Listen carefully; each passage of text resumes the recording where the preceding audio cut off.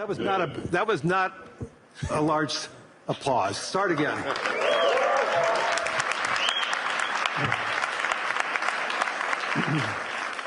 That's better. Thank you. Yeah, we're going to make this interesting. How many quotes are you going to want that are going to be after this session? I don't know. I mean, 5. Okay. So good afternoon, everyone. It's great to see everybody here. It's been an amazing week here in Davos.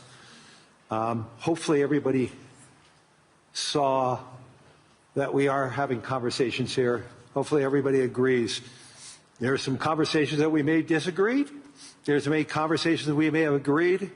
But through those conversations, and I think today's result with a peace agreement earlier today, the World Economic Forum is here to have those conversations, to have understandings, and also resolution. So it's an important component of who we and what we are, and I'm thrilled to have Elon Musk here.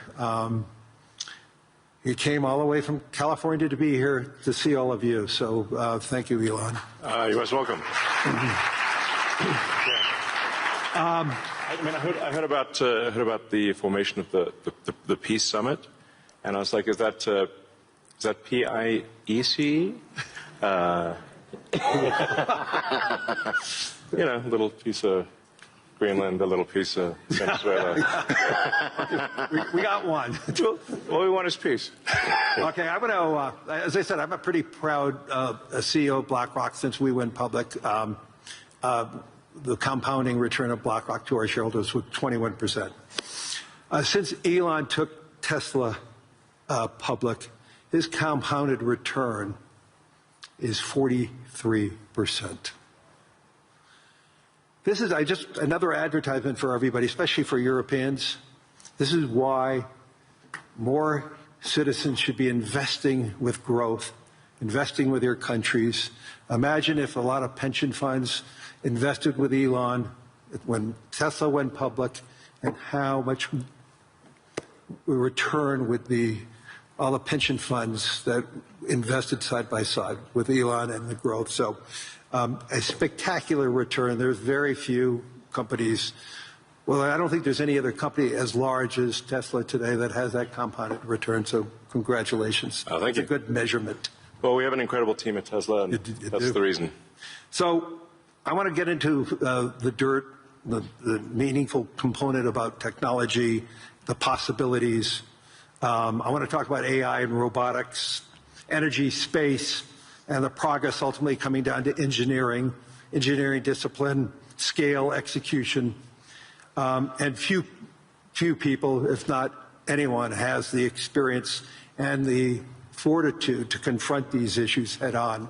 Not just the ideas, but the execution across so many different technologies, Elon. And that's why I thought it was important for us to have this dialogue here in Davos. So you're presently building on AI, on robotics, on space, on energy, all at the same time. When you look across those efforts, what do they have in common from an engineering standpoint? Well, they're all very difficult technology challenges, but the overall goal of my companies is to maximize the future of civilization, like basically maximize the probability that civilization has a great future, and to expand consciousness beyond Earth. So if you take SpaceX, for example, that SpaceX is about advancing rocket technology to the point where we can extend life and consciousness beyond Earth, to the moon, to Mars, eventually to other star systems. And I think we should always view consciousness, life as we know it, as precarious and delicate, because to the best of our knowledge, we don't know of life anywhere else. You know, I'm often asked, are there aliens among us? And I'll say that I am one, but or you're from the future. They don't believe me. Okay. But I think if anyone would know if there are aliens among us, it would be me. We have 9,000 satellites up there, and not once have we had to maneuver around an alien spaceship. So I'm like, I don't know. Bottom line is, I think we need to assume that life and consciousness is extremely rare, and it might only be us. And if that's the case, then we need to do everything possible to ensure that the light of consciousness is not extinguished, because we're effectively, the way I view it is, the image in my mind is of a tiny candle in a vast darkness, a tiny candle of consciousness that could easily go out. And that's why it's important to make life multiplanetary, such that if there is a natural disaster or a man-made disaster on Earth, that consciousness continues. That's the purpose of SpaceX. Tesla is obviously about sustainable technology, and also at this point we've sort of added to our mission sustainable abundance.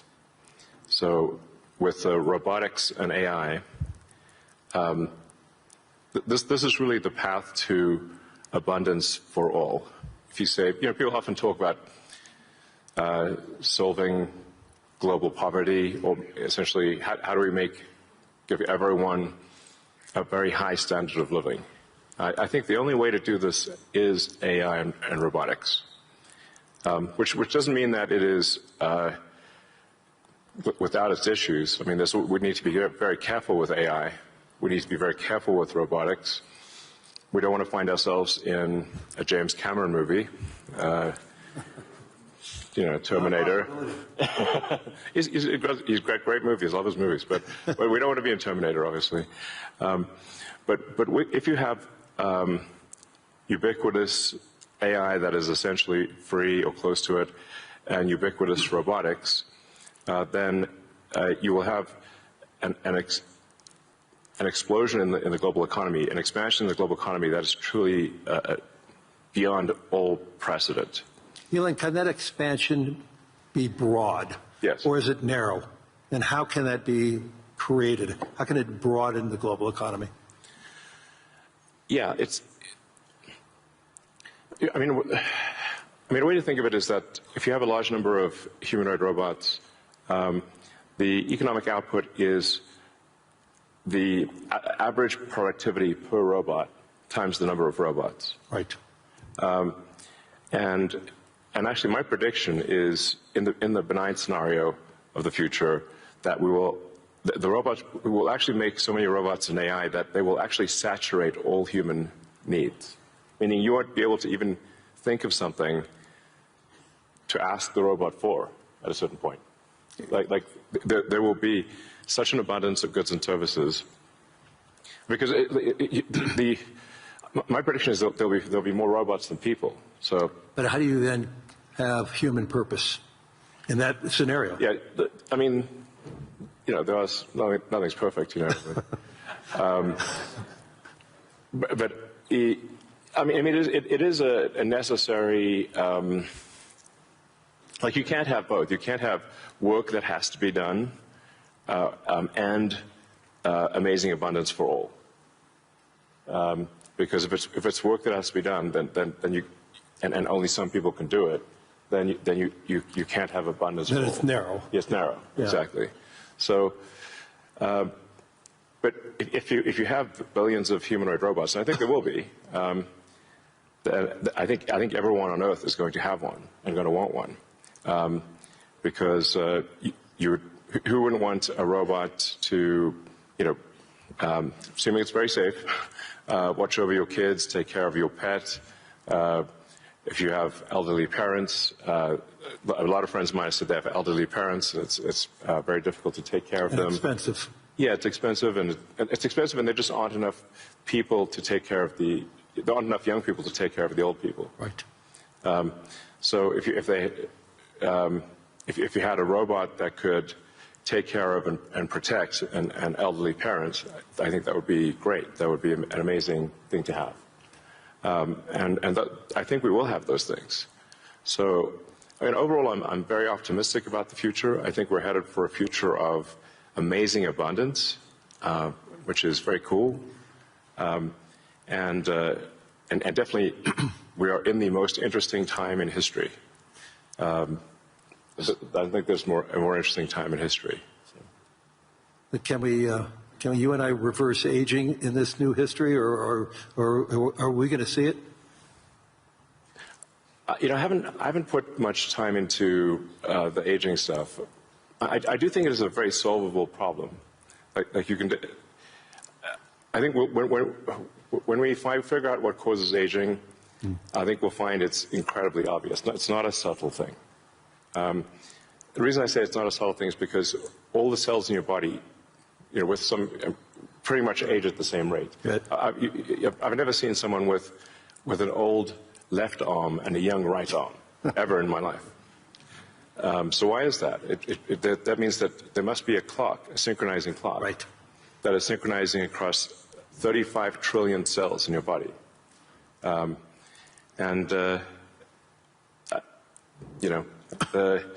There is some benefit to death, by the way. It's like there's a reason why we don't actually have a longer lifespan, because if people do live forever for a very long time, I think there's some risk of an ossification of society, of things just getting kind of locked in place, it just may become stultifying, just not lack vibrancy. But that said, do I think we'll figure out ways to extend life and maybe even reverse aging? I think that's highly likely. I'm looking forward to that. Yeah. In the future that you talk about, the AI models, autonomous machines, rockets, depends on massive increases in compute, massive increases in energy, expensive energy, manufacturing scale. What are the bottlenecks to get there? And then, once again, with all that expenditures, again, how can we make sure that it's broad and not narrow?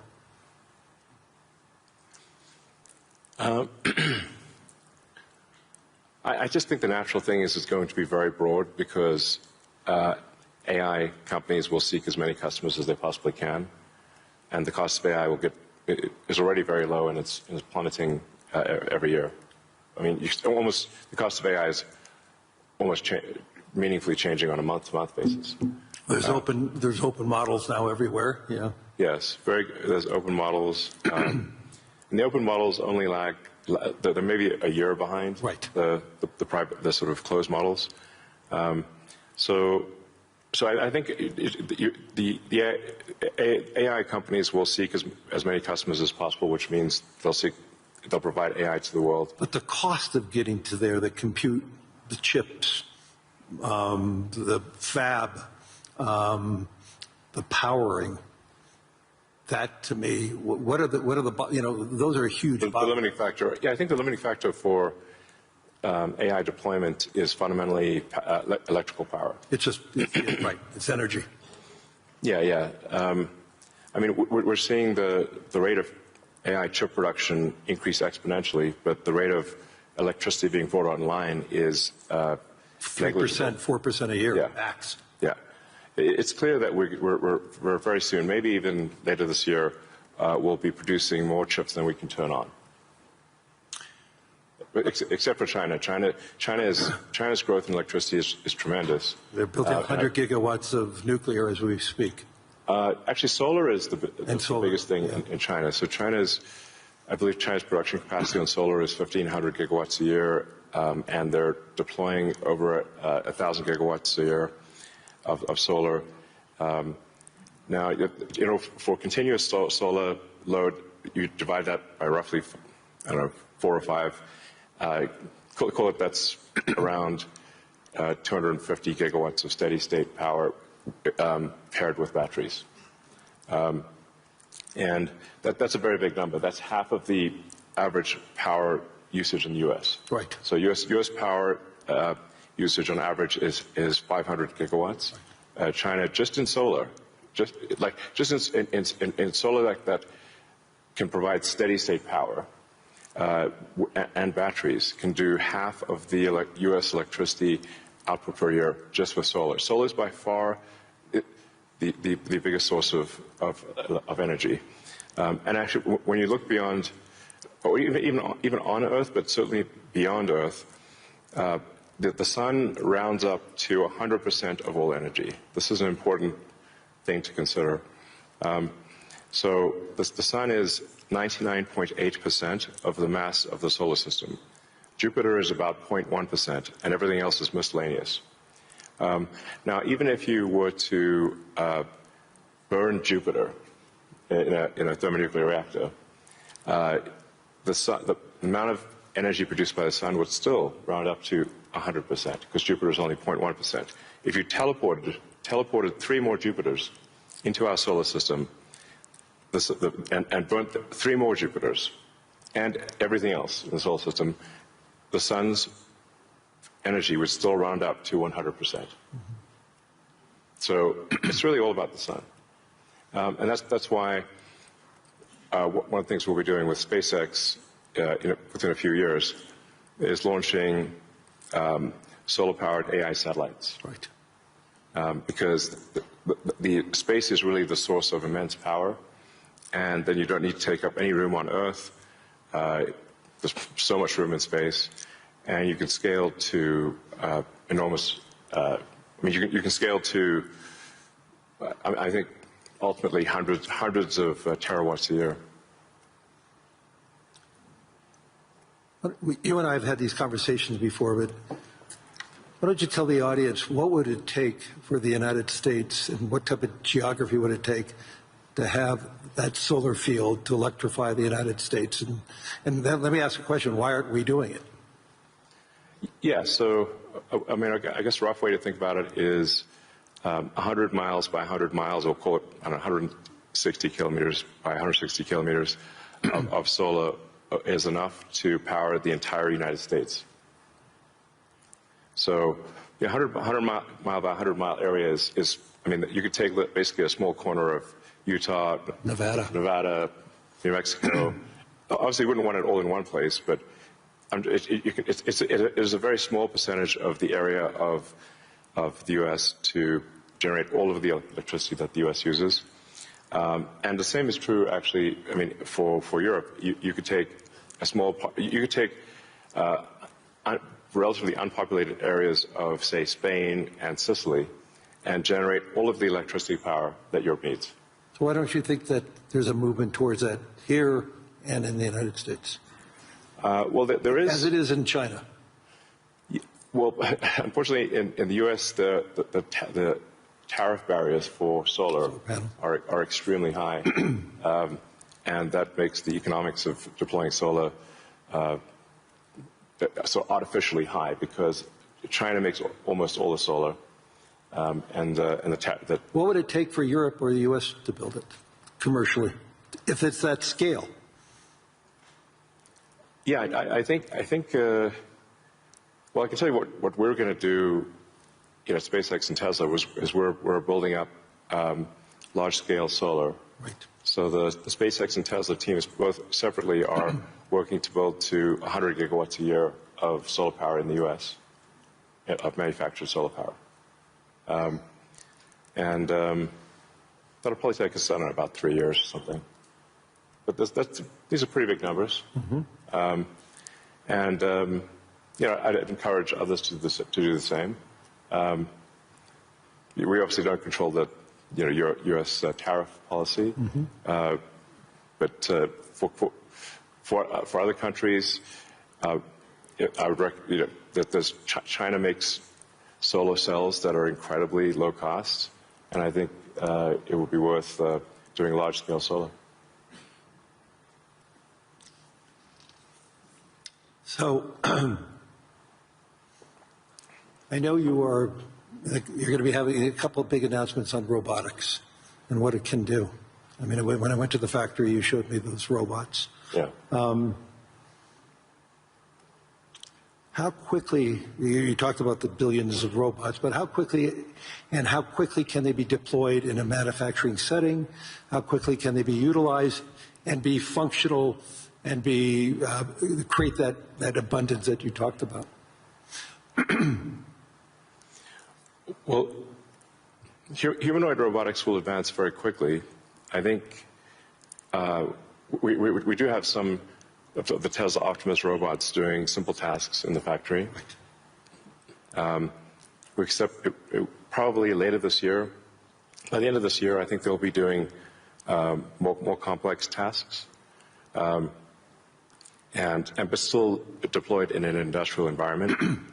And probably sometime next year, I'd say that by the end of next year, I think would be selling humanoid robots to the public.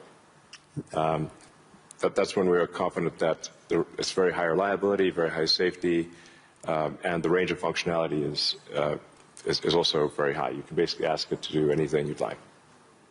You're already seeing that in Tesla cars. The software changes that you're doing, and what is it? Yeah. Every quarter now, a software change that upgrades the ability of the robot within the car. Yes, the Tesla Full Self-Driving software we update it sometimes once a week,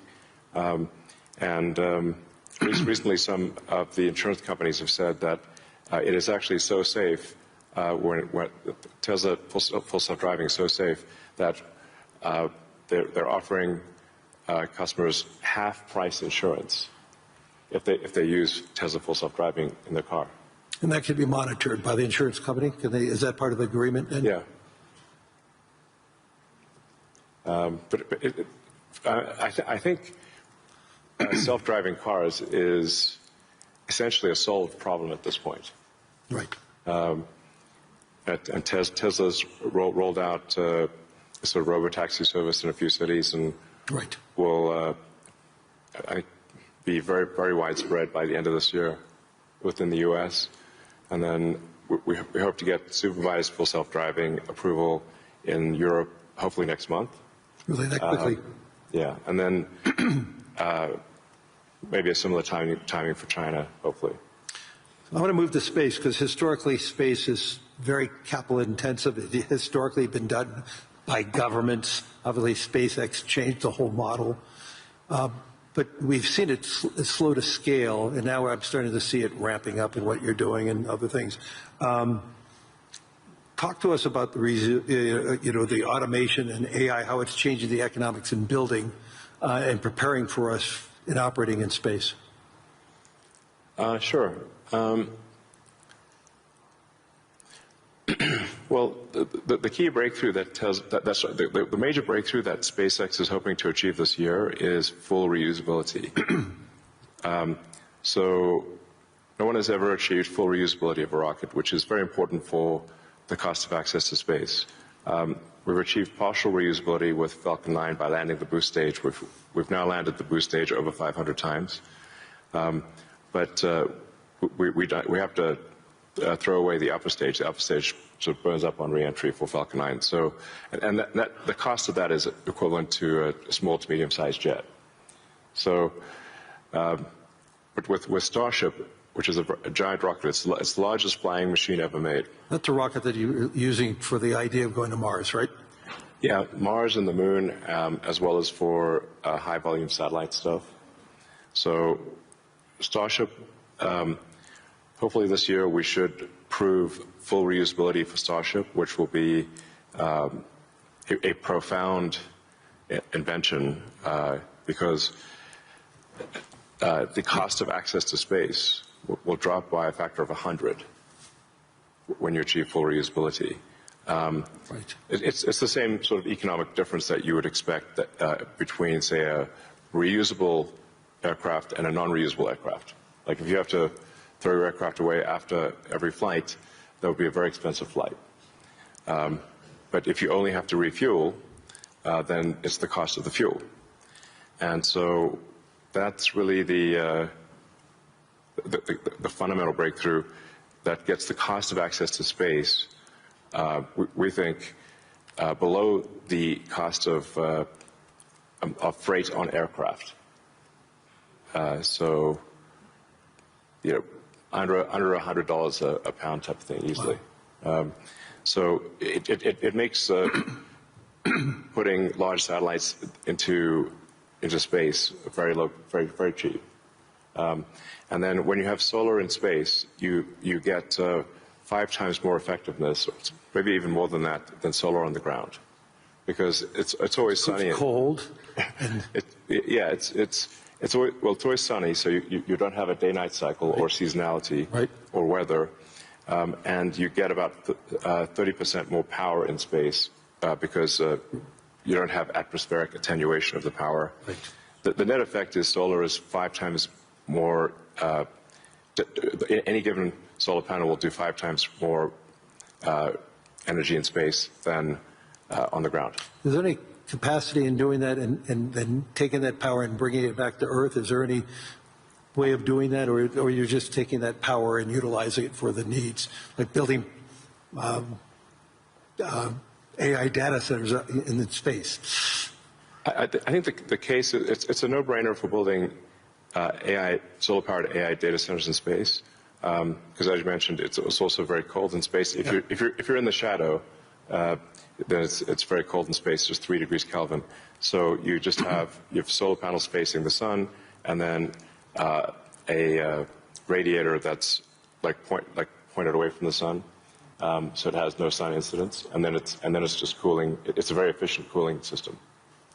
So net effect is that the lowest cost place to put AI will be space, and that'll be true within 2 years, maybe 3 at the latest. Wow.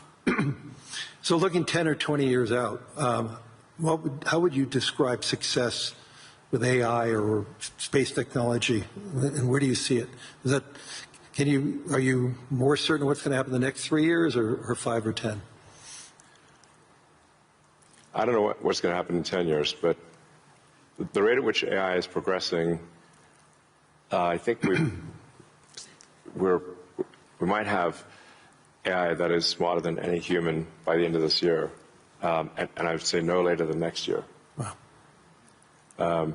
And then probably by 2030 or 2031, call it 5 years from now, AI will be smarter than all of humanity collectively. We only have a number of minutes left, but I want to humanize you for a second. So there's no speculation that you're about peace. Right. I would frame this question by, you're the most successful entrepreneur, industrialist in the 21st century, maybe beyond. I want to really get this. What inspired you? Who's inspired you? What was the foundation of your curiosity? And importantly, was there an aha moment, an epiphany at any time in your life and career?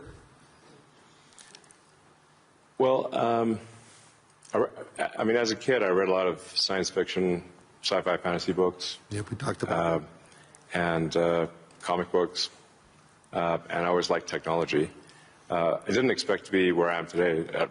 This seems incredibly implausible, but. Yeah, I was inspired by reading about books about the future, about science fiction, and I guess I want to make science fiction not fiction forever. At some point, turn science fiction to science fact, we want to have like Starfleet and Star Trek, really for real, like where we actually have giant spaceships traveling through space, going to other planets. Traveling to other star systems. I'm just interested if I could be beamed up to go back to New York. I'd like to just be beamed back to New York instead of flying. Yeah. Talking about Star Trek. No, I guess my essential, what I would call the philosophy of curiosity. I'd like to understand the meaning of life. Is the standard model of physics correct regarding the beginning of life, beginning of existence, and the end of the universe? What questions do we not know to ask that we should ask? And AI will help us with these things. So I'm just trying to understand how do we get here? What's going on? What's real? Are there aliens? Maybe there are. And if we've got spaceships that are traveling to other star systems. We may encounter aliens, or we may find many long-dead alien civilizations. But I just want to know what's going on. I'm curious about the universe, and that's my philosophy. Do you see yourself ever going to Mars in your lifetime? Yeah, I mean, I would say like That's a long commitment. I've been asked. Isn't that 3 years each way? It's 6 months. 6 months. That's all it is. Yeah, 6 months, but the planets only align every 2 years. Okay. So, yeah, I've been asked a few times, like, do I want to, die on Mars? And I'm like, yes, but just not on impact.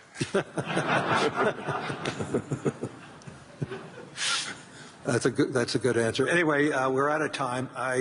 Hopefully everybody enjoyed this. I mean, there's so many myths around Elon Musk. I could tell you he's a great friend, and I constantly learn so much from him. And I'm totally inspired by what he has done. I've been inspired who he is, and I'm totally inspired by his vision of the future. And I don't think it's such a bad future, and I agree with his optimism. So, Elon, thank you. Any last words?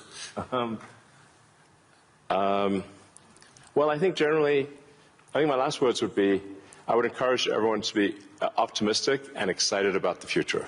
Good. And generally, I think for quality of life, it is actually better to err on the side of being an optimist and wrong rather than a pessimist and right. On that note.